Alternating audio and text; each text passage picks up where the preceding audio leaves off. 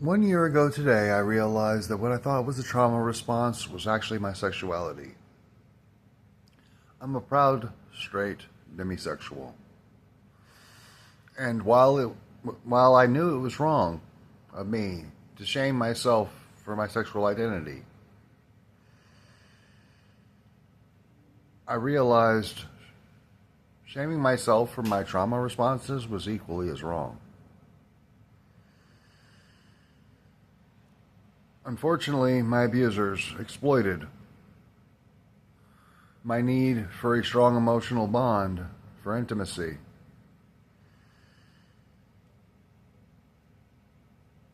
My whole life. They knew what I was before I did. And it is sad that a trauma bond is a strong emotional bond. I didn't realize for the longest time the reason why I couldn't figure out what was going on was because I had been trained to think that the trauma bond was love. The hypervigilance was love. My gut reactions were so numbed because I had denied them for so long for survival, because acknowledging them wasn't safe. Today, I celebrate 1 year of validating and realizing what I was. And I wouldn't be here today. I wouldn't be this version of myself today if not for realizing that 1 year ago today. That started my whole healing journey. If it wasn't for that fact, the version of myself you see today wouldn't be here. That's when I set up my strong boundaries that led to the no contact with my family. That's when I decided to put myself first for the first time in my life. That's when I decided that I was no longer going to accept the abuse. That's when I started doing a super deep dive into coercive control abuse and learning what the hell happened to me.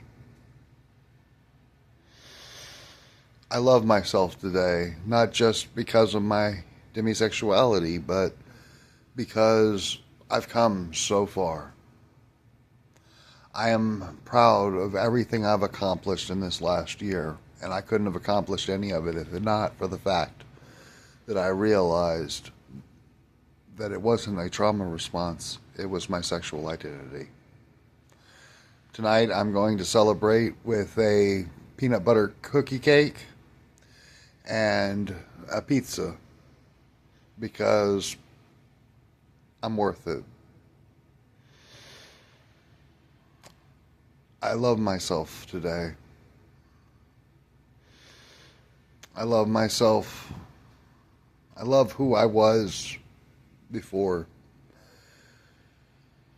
I forgive myself for not learning sooner.